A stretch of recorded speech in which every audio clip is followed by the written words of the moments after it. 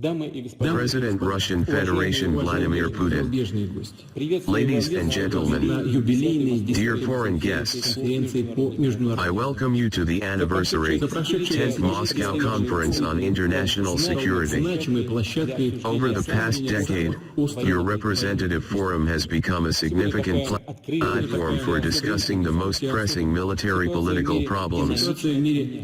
Today, such an open discussion is especially relevant. The situation in the world is changing dynamically. The contours of a multipolar world order are being formed. More and more countries and peoples are choosing the path of free, sovereign development based on their identity, traditions, and values.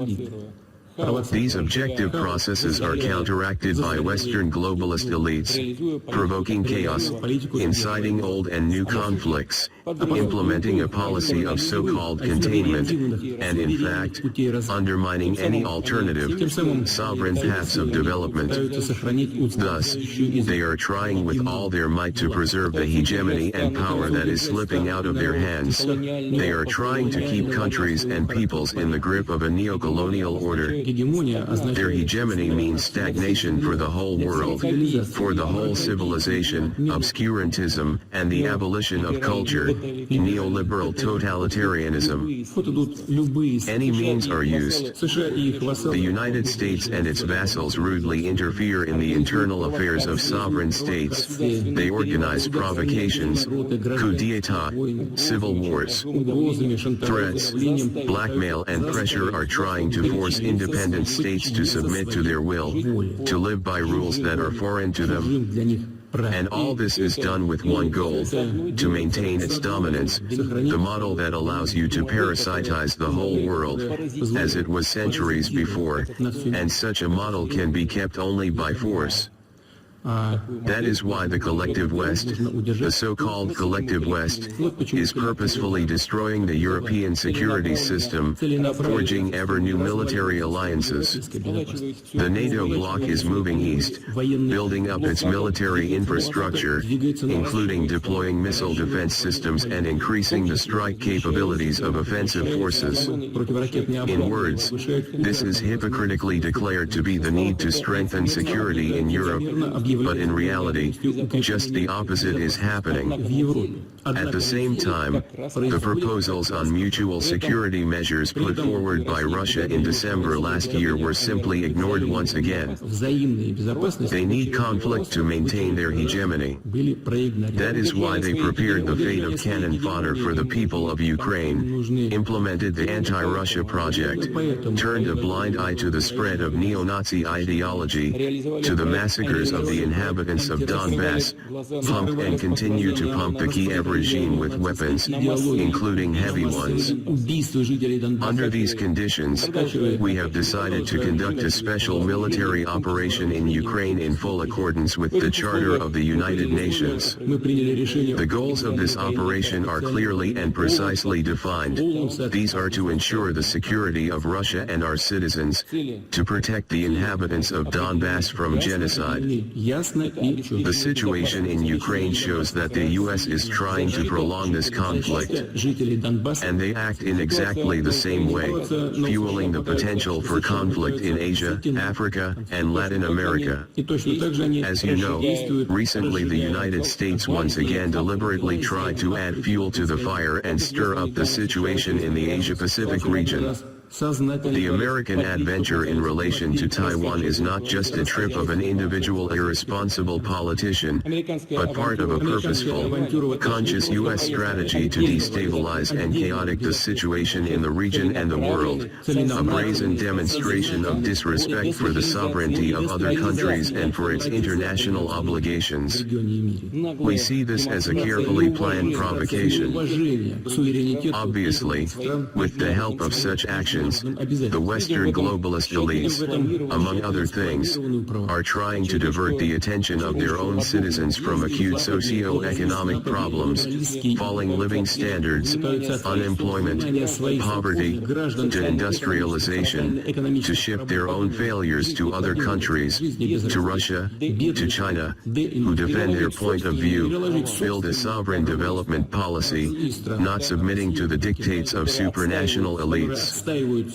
We also see that the collective West is seeking to extend its bloc system to the Asia-Pacific region by analogy with NATO in Europe.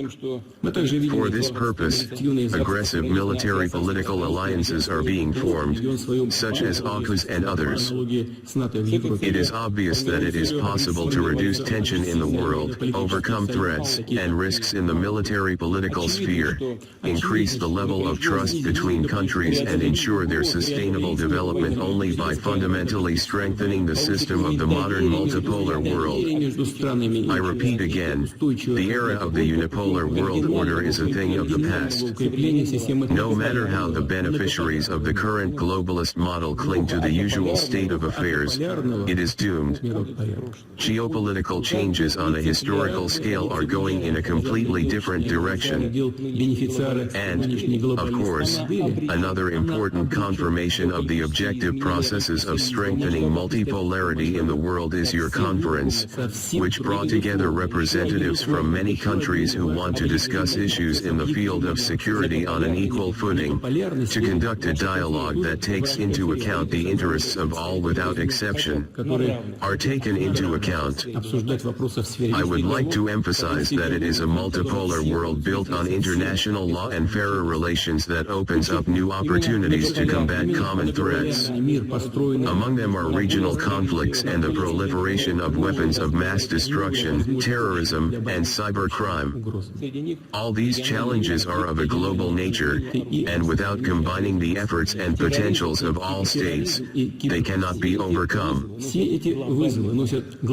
As before, Russia will proactively participate in such coordinated joint work, together with its allies, partners, and like-minded people to improve the existing mechanisms, international security and to create new, consistently strengthen the national armed forces and other security structures, increasing their equipment with modern weapons and military equipment, safeguard our national interests, as well as the protection of our allies, take other steps to build a more democratic world where the rights of all peoples are guaranteed, cultural and civilizational diversity. We must restore respect for international law, for its fundamental norms and principles. And of course, it is important to strengthen the position of such universal, recognized by all countries structures as the United Nations and other international dialogue platforms. The UN Security Council and the General Assembly, as originally conceived, should serve as effective tools for reducing international tensions and preventing conflicts, to contribute to ensuring reliable security and well-being of countries and peoples. In conclusion, I would like to thank the organizers of the conference for the great preparatory work and wish all the participants of the meeting substantive discussions. I am confident that the forum will continue to make a significant contribution to strengthening peace and stability on our planet, actively promoting the development of constructive dialogue and partnership. Thank you for your attention.